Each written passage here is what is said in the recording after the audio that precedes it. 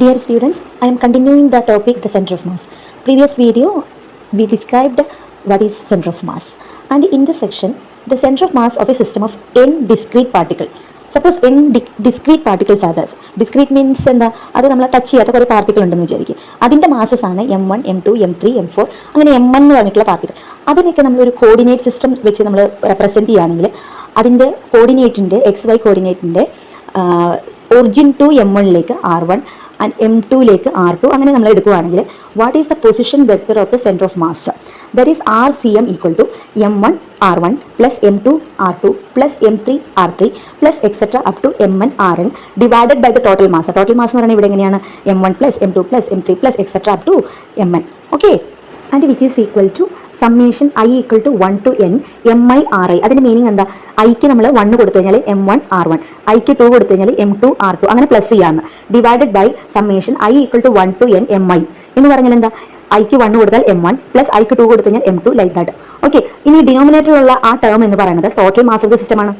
Okay, consider A system of point masses M1, M2, M3 located at the coordinate x1, y1, z1, x2, y2, z2 respectively.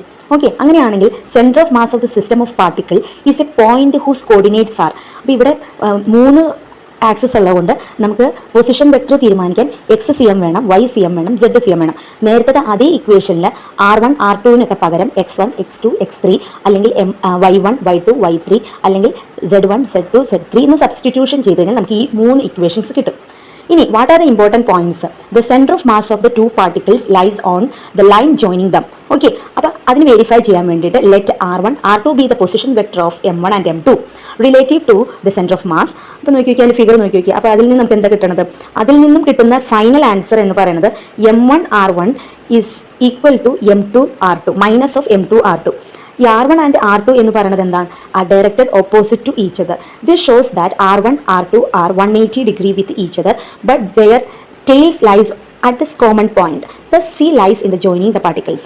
അതായത് നമുക്ക് ഇത്രയും പഠിക്കാനുള്ളൂ.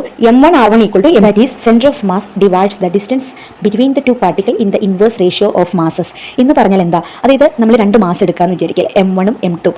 M1 വലുതാണ് M2നെ കഴിഞ്ഞു. അപ്പോൾ അങ്ങനെയാണെങ്കിൽ the position of the centre of mass nearer to the larger mass എന്ന് മനസ്സിലായല്ലോ. അപ്പോൾ അതായത് M1 inversely proportional to R1, M2 inversely proportional to R2.